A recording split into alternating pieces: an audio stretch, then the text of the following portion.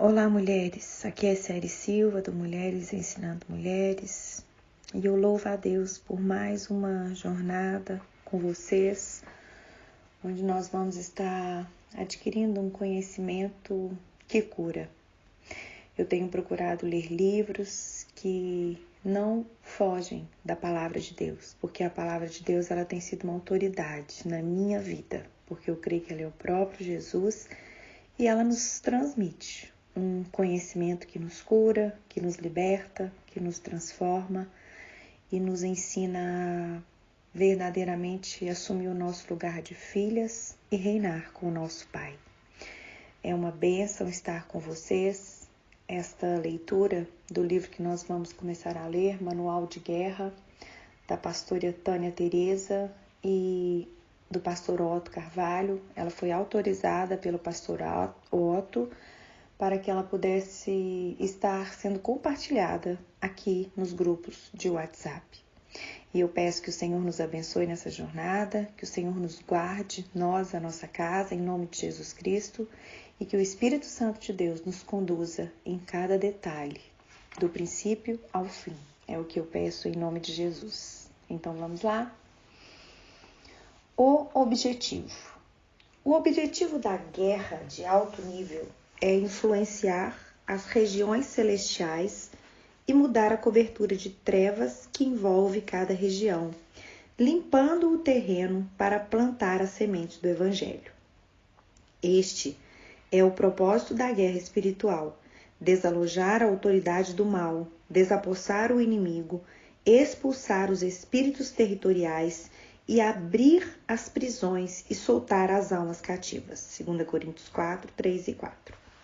A guerra espiritual estratégica é um confronto de poderes espirituais no qual se manifesta a soberania de Deus através da Igreja sobre Satanás e todo o império das trevas. Esta guerra é travada nas regiões celestiais contra um inimigo real. Quando se entende perfeitamente bem a guerra espiritual, pode-se entender a qualidade de santidade que devemos ter para entrar no território do diabo. A guerra espiritual ocorre contra um exército bem organizado, contra uma hierarquia de principados e potestades, governadores e hostes celestiais da maldade nas regiões celestes. Efésios 6:12. Muito se tem falado e escrito sobre este assunto.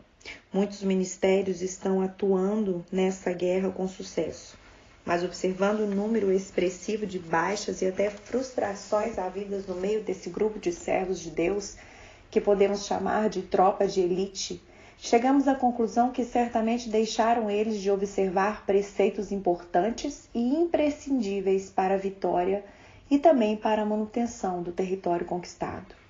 O objetivo deste manual é abrir o caminho e derrubar os obstáculos para alcançar uma grande colheita de almas. O propósito. O propósito deste estudo é dar munição aos valentes, a esse exército de alto nível, a essa elite da tropa que já está guerreando nas regiões celestiais e ainda mais, preparar os futuros guerreiros que ainda entrarão na batalha.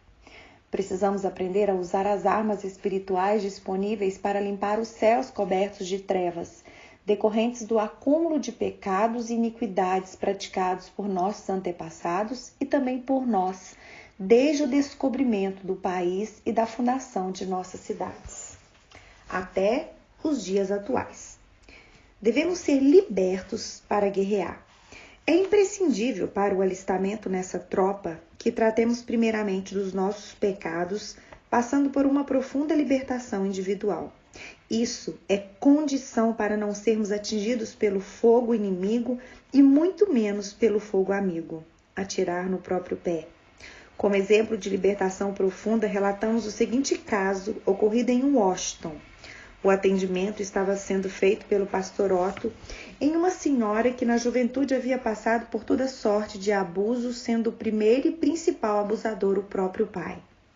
Depois de ouvir toda a sua história, fazer um período de aconselhamento e também ministrar orações, ele perguntou a ela como estava seu coração em relação ao pai. Como resposta, ela afirmou que estava livre, que já havia perdoado seu pai pelos maus tratos e pelo abuso que até já havia conversado com ele pelo telefone e que estava tudo bem. À vista dessa segura resposta, Pastor Otto segurou-a pelas mãos, ajudando-a a levantar-se da cadeira onde estava sentada, pedindo-lhe autorização para lhe dar um abraço de pai. A reação daquela mulher ao oferecimento do abraço foi assustadora. Ela soltou bruscamente as mãos do pastor, deu um salto e gritou: "Abraço não, e nem toque em minhas mãos." Ela permitiu que o pastor segurasse suas mãos quando estava em sua frente apenas como pastor, mas reagiu de forma assustadora quando ele passou a representar a figura paterna. Essa reação inesperada evidenciou que o mal ainda estava lá, bem escondido em seu coração, enquanto ela acreditava que já havia perdoado seu pai. Graças a Deus, depois de muita ministração, aquela mulher conseguiu realmente abrir seu coração e liberar o perdão. Não somente para seu pai, mas também para todos os que lhe fizeram mal. E aí sim, pôde finalmente receber um abraço de pai.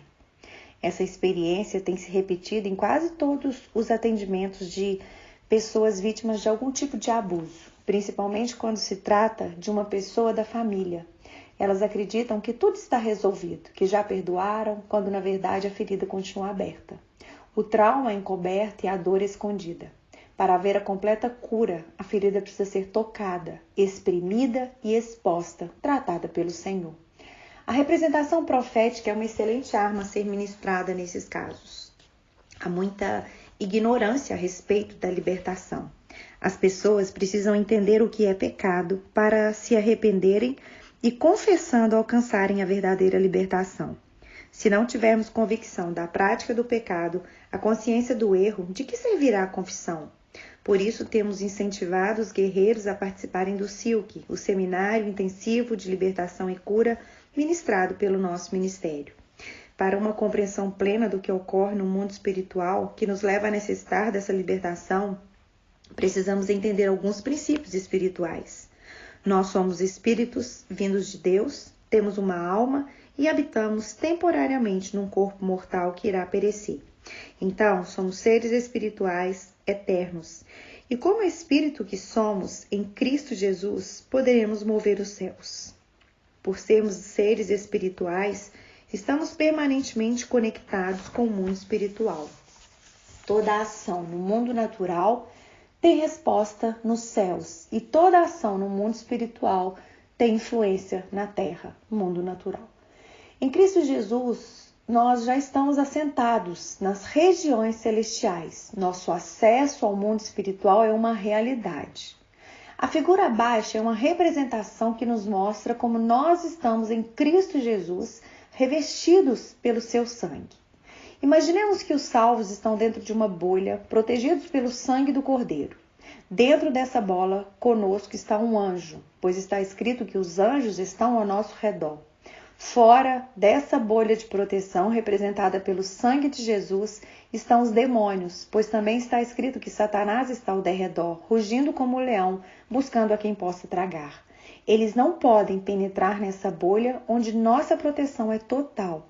Não podem ultrapassar a barreira formada pelo sangue de Jesus. Só nós, pelo pecado, podemos romper essa proteção. Quando pecamos, os demônios que estão ao derredor, à espreita, esperando uma falha, um tropeço nosso, aproveitam imediatamente a oportunidade que lhe demos e por essa fresta aberta por nosso pecado, na cobertura que nos envolvia, eles lançam setas sobre nós.